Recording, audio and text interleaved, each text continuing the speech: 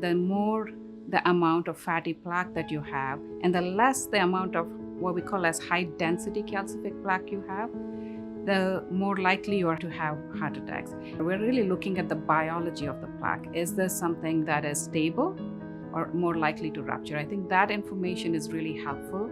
Even with zero calcium score, there are many patients who may have non-calcific plaque.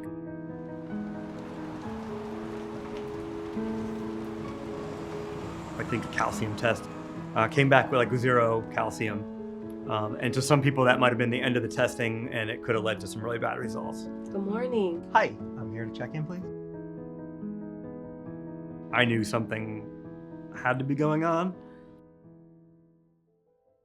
I've always been fairly active. I walk a lot in the city, and started noticing that during exercise I would get winded a little before I thought I should. I had enough symptoms that we knew something was going on, but all the tests we ran kept coming back negative. There are many times when we send a patient for a stress test and the stress test comes back negative, we tell them you don't have coronary artery disease. I think that's a big mistake. We did not see any calcium here. Okay. We'd kind of gone through a progression of tests. She basically told me I have like one more test we can do.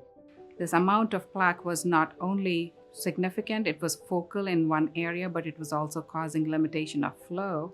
He had zero calcium score, but had significant amount of low attenuation plaque or fatty plaque. We know that when you have low attenuation plaque, that may cause more events, and that's more vulnerable to plaque rupture.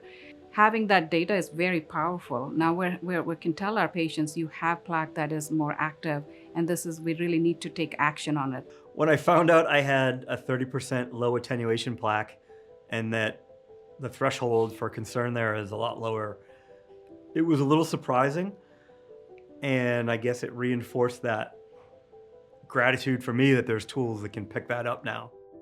In a conversation with Dr. Kadiala, she was able to show me some of the images and explain that the earlier tests were more looking for harder plaques, and that the last test that we did revealed some softer plaques that don't show up on some of the older types of testing. I often use the Heartflow images to describe anatomy. It's very easy to understand once you show that. They had found a blockage, and that blockage would need a stent or some action taken to make sure that my heart kept functioning right. It was 2 or 3 days later that I woke up and just didn't feel that good. And in my head, I replayed the doctor telling me if I didn't feel good to get to the ER, not to mess around. That sentence at the end of our conversation saved my life for sure. So at that point, I made a couple phone calls, got to the ER, and the mood went to pretty much emergency mode where I got a stent. We're only now starting to see that CT actually gives us a lot more information beyond stenosis. And I think this is shifting us from fixing the problem to really working on preventing the problem in the first place. Because it seems like all the existing tests and tools that were done traditionally would have just missed that. And obviously, outcome would have been a lot worse and a lot scarier. It was just gratitude that there's new and emerging technology, and that I was in a place that knew what to look for and had the technology to look for it.